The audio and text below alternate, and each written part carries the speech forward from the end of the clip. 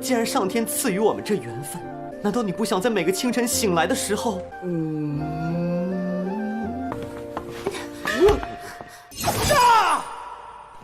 我现在就去通知父亲。哎，对，没准里面……雨枫，你真是没救！什么人？别怕。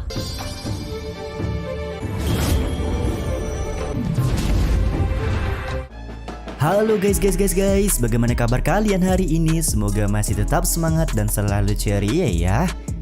Di video kali ini Mimin akan lanjut membahas Donghua berjudul Wu Ying San Qian Dao episode 23. Seperti biasa, sebelum masuk ke rekap ceritanya, buat kalian yang menonton video ini dan belum subscribe, tolong di subscribe dulu ya guys. Dan jangan lupa nyalain lonceng biar gak ketinggalan update terbaru dari channel From Zero. Playlist untuk Donghua ini juga udah tersedia bagi kalian yang baru aja bergabung dan belum nonton episode sebelumnya ya.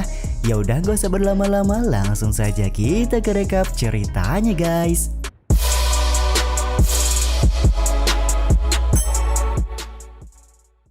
Scene awal episode 23 dibuka dengan Li Qingxi yang memberitahukan ruang rahasia keluarga Si untuk menyimpan semua harta mereka. Setelah ruangan terbuka, betapa kagetnya Su Wujo ketika melihat begitu banyaknya harta yang tersimpan di ruangan rahasia ini.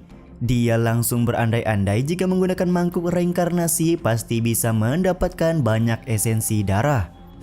这么多财宝，几万两银子吧。 Li Qingxi memberitahu Bang MC rencananya semua harta ini akan digunakan oleh Si Seng untuk bergabung dengan keluarga Si Lin Yuan terlebih dahulu, dan diketahui Si Seng berencana menemukan kesempatan untuk mengambil rumah leluhur setelah keluarga Si-nya bergabung dengan keluarga Si Lin Yuan. Su Wujo sendiri seperti ketiban rezeki nomplok di mana Li Qingxi berkhianat kepada Si Seng dan menjadikan dia sebagai pemilik harta yang ada di kediaman keluarga Si ini. 可惜没料到你会背叛他。 Ternyata selama ini Li Qingxi sudah mempunyai niat untuk membalaskan dendam kepada Si Seng dan juga Si Guangping yang diketahui memang selalu saja mempermainkannya. Pernyataan Li Qingxi tersebut membuat Su Wujo sadar pantas saja Li Qingxi merayunya untuk membalaskan dendam kepada Si Seng. 我只是在等待一个机会。就是想让我帮你报仇。 Li Qingxi kembali menjawab sebenarnya alasan dia meminta Bang MC untuk membalaskan dendam adalah karena selama ini dia sangat menyukai Bang MC. Dia juga terlihat kembali membicarakan tentang masa lalu mereka berdua yang pernah digerebek sedang berduaan di dalam kamar pada saat acara pernikahan Su Wujo. 是因为……你又想搞什么鬼？当年的事情。 Ketika sedang merayu-rayu Su Wujo, tiba-tiba saja muncul Yunji yang sedari tadi sudah mengawasi gerak-gerik dari abang iparnya bersama dengan Li Qingxi.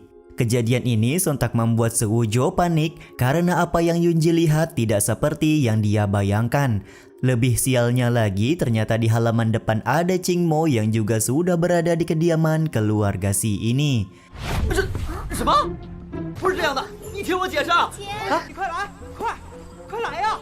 Tanpa ragu-ragu lagi, Yunji langsung memanggil kakaknya untuk melihat semua kelakuan yang dilakukan oleh abang iparnya bersama dengan Li Qingxi. Karena Yunji terus saja memanggil-manggil Qingmo, pada akhirnya Su Wujo menggunakan jarum yin dan yang untuk menusuk bagian leher Yunji agar dia tidak bisa bergerak dan berbicara. Di saat itu pula, Bang MC masih berusaha untuk melepaskan pelukan dari Li Qingxi serta mengatakan kalau dia tidak ingat apapun perihal kejadian yang sudah mereka berdua alami. Namun tetap saja Li Qingxi tidak mau melepaskan pelukannya kepada Su Wujo sembari mengatakan sebuah tawaran di mana Su Wujo harus berjanji untuk menuruti satu permintaannya agar dia melepaskan pelukan. Karena tidak punya pilihan lain dan takut kalau Qingmo akan salah paham lagi, Su Wujo pun akhirnya mengiyakan tawaran yang diberikan oleh Li Qingxi. 除非你帮我办一件事儿。我说，但我只喜欢亲青某，快呀！ 嗯， Karena sudah sepakat, pada akhirnya Li Jingxi meninggalkan ruangan dengan kemampuan yang dia miliki. Melihat Li Jingxi dengan cepat bisa meninggalkan ruangan sebenarnya membuat Bang MC kita terheran-heran tentang teknik apa yang dia gunakan.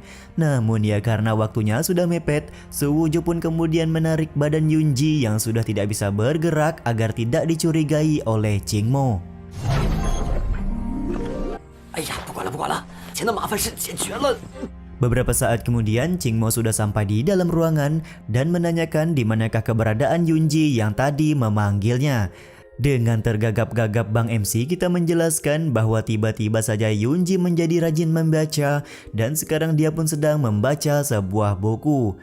Namun siapa yang menyangka kalau buku yang dipakai oleh Su Wuzhou untuk membuat Yunji tampak berpura-pura adalah sebuah buku keterampilan cinta. Hal ini pun membuat Qing Mo sedikit curiga kenapa Yunji malah membaca buku tersebut.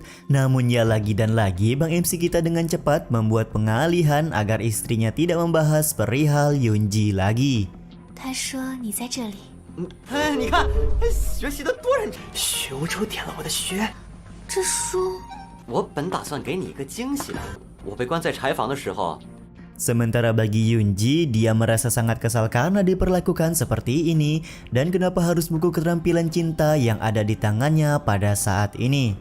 Sembari mengajak Qing Mo keluar, Su Wuzhou berbicara kalau dia selalu bermimpi mempunyai kediaman seperti sekarang karena selama ini dia hanya tinggal di gudang kayu kediaman keluarga Qin. Qing Mo sendiri kelihatan meminta maaf kepada Su Wuzhou atas perlakuan ayahnya serta meminta suaminya tidak memasukkan ke dalam hati. 现在我终于有了。希望你不要责怪父亲。我不是在责怪岳父。 Ya begitulah, Su Wuzhou juga tampak sudah melupakan kejadian di masa lalu dan lebih fokus ke masa sekarang di mana dia bisa menikmati hidup dengan Qing Mo di sebuah rumah baru. Ketika momen mesra antara Qing Mo dan Su Wuzhou sedang berlangsung, terlihat kalau Yunji merasa tidak terima dan sangat kesal dia tidak bisa bergerak serta berbicara. Pada saat yang sama juga terjadi hal wadidau di mana saat Bang MC mau mencipok istrinya, Qing Mo kelihatan malu-malu serta pergi meninggalkan Bang MC kita sendirian. Kasian banget nih Su Wuzhou udah nikah tapi belum dapat jatah. 既然上天赐予我们这缘分，难道你不想在每个清晨醒来的时候，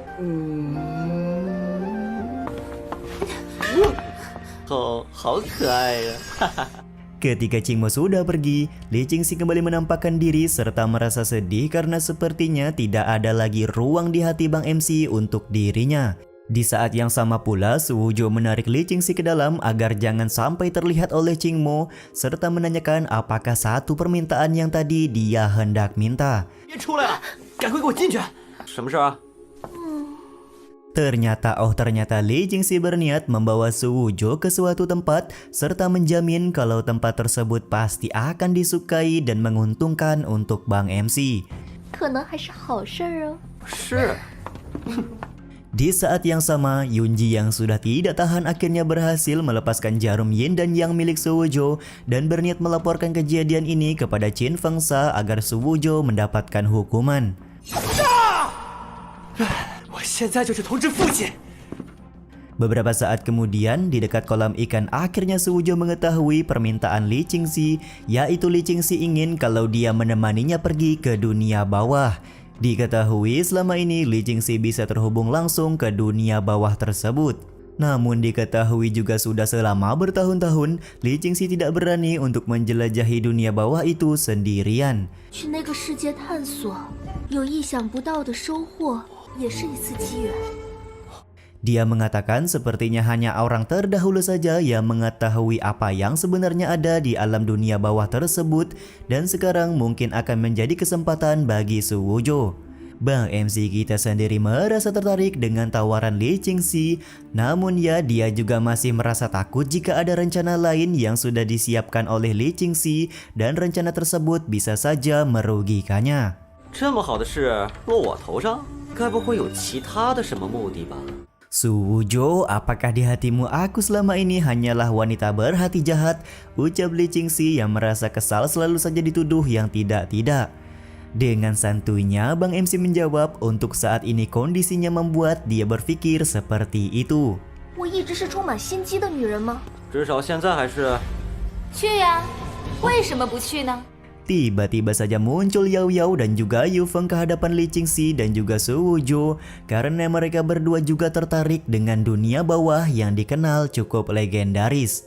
Yao Yao memberitahu mungkin saja mereka semua bisa mendapatkan harta yang cukup bagus di tempat tersebut.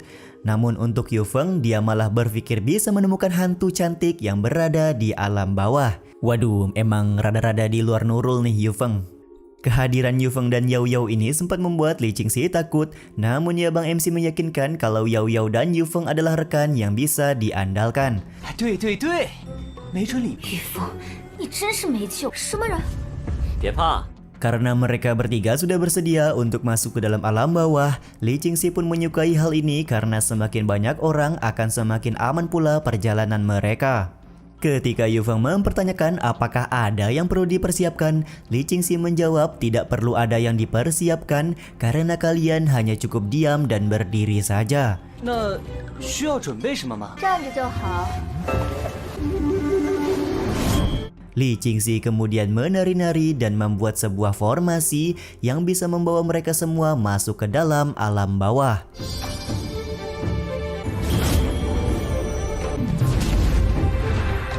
Beberapa saat kemudian, mereka berempat sudah sampai di alam bawah di mana kondisinya memang cukup menyeramkan. 这里